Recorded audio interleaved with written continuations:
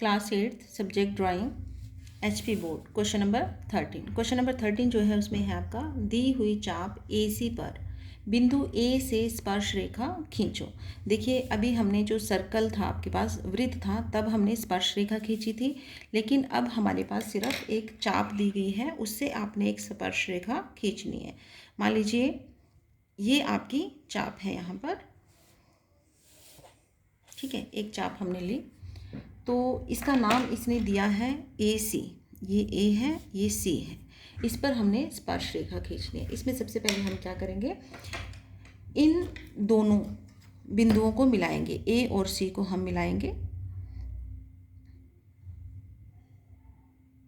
ठीक है। ये दोनों बिंदु हमने यहाँ पर मिलाए।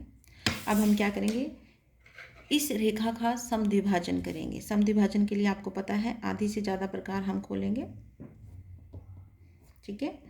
और ये एक चाप हम ऊपर की तरफ लगाएंगे तो एक नीचे की तरफ लगाएंगे। इसी तरीके से हम A पॉइंट पर रखेंगे नोक को प्रकार की, एक हमने चाप ये लगाई, एक चाप हमने ये लगाई। अब हम इन दोनों चाप जहाँ पर कट करती हैं दोनों बिंदुओं को मिलाएंगे ताकि ये AC रेखा का समद्विभाजन हो जाए।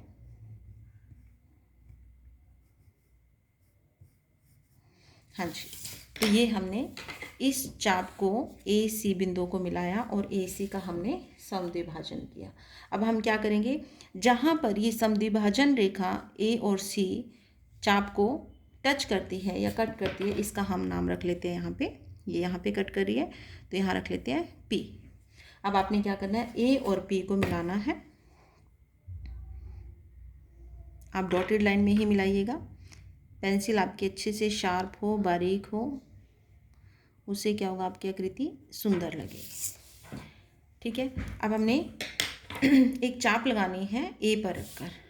जैसे हम कोई एंगल बनाते हैं, कोण बनाते हैं 90 डिग्री का, 60 डिग्री का, कोई भी है, तो हम इसको आधार मानकर, AC को आधार मानकर एक हम यहाँ पे चाप लगाएंगे। इस तरीके से आप अर्धवृत्त भी बना सकते हो या एक चाप लगा सकते हो, ठीक है। अब आपने क्या करना है, ये जो आपका नया बिंदु आया है इसका हम कोई नाम रख लेते हैं। मान लीजिए इसका नाम हमने रखा K, जो कि आपकी बुक में भी दिया गया है, और इसका नाम हम रख लेते हैं R। तो आपने KR के बराबर ही आगे इसकी चाप लगानी है। इतना एंगल जितना आपका वृत्त के अंदर ये वाला एंगल बन रहा है KR, ठीक इसके बराबर, देखिए ये आपका KR है, ठीक इसके बराबर आपने एक बाहर की तरफ और चाप लगानी है, इसका डबल कर देना है मतलब।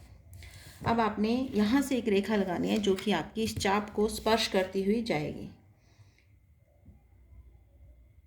ये देखिए, इसको A बिंदु से आपने मिलाना है एंगल को। अब अगर इसको नीचे की तरफ आप देखिएगा तो जो ये रेखा है इसको स्पर्श करती हुई ऊपर की तरफ जा रही है।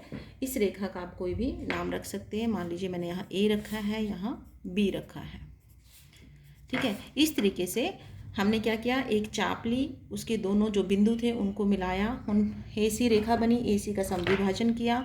फिर हमने जहाँ जिस बिंदु पर ये स्पर्श रेखा हमारी टच करती है, छूती है, वहाँ उसका नाम P रखा, AP को मिलाया।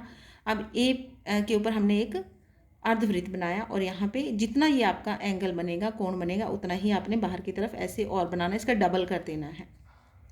तो जो ये रेखा आएगी आपकी AB, ये आपकी इस चाप को स्पर्श करती हुई रेखा है, जैसे कि आपके क्वेश्चन में बोला गया है।